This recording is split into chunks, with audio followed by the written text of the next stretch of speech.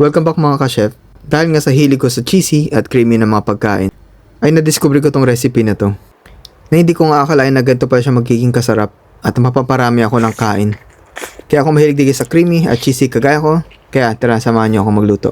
So una ko talagang piniprepare itong mabigat kong sangkala.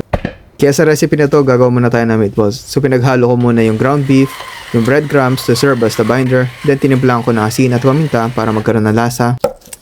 Sa mga meatballs nga gusto ko na medyo garlicky kaya dinamihan ko itong paghihiwa ng bawang. Pasensya naman kung medyo maalag yung camera kasi ganito talaga ginagawa ko sa bawang para mas mabilis ko siyang mabalatan tsaka ma-mince. Ganito rin ba kayo maghiwa ng bawang? Huli ko talagang hinihiwa itong sibuyas kasi gusto ko huli na rin ako maluha.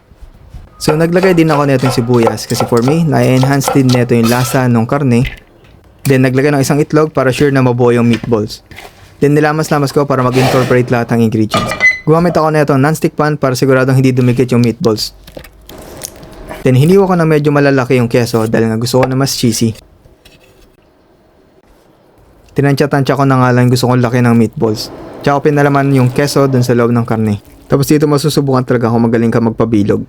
Pasensya naman kung medyo OC ako kaya pati-pati yung pagkakahilera ko ng mga meatballs sa pan. Tapos sinakpan ko pala para siguradong maluto yung karne hanggang loob. Tapos niluto ko to hanggang magkaroon ng brownie yung meatballs for the nice color. Sa same pan dito ko na rin ginisa yung bawang tsaka yung mushroom para alam mo yun, sayang naman yung lasa ng karne, diba? So ginisa-gisa ko lang din ng konti yung mushroom para magkaroon ng magandang kulay. Tsaka ko binalik yung meatballs. Tsaka ko nilagay isang buong Nestle cream. Kahit alam kong mahal na itong Nestle cream pero gusto ko kasi mas marami akong pang sarsa mamaya sa kanin. Nilagyan ko ng konting tubig para hindi rin masyado malapot, tapos tinimpla ko na rin ng paminta at konting asin. Tinakpan ko lang saglit hanggang kumulo, tsaka para manuot yung lasa ng Nestle cream dun sa meatballs.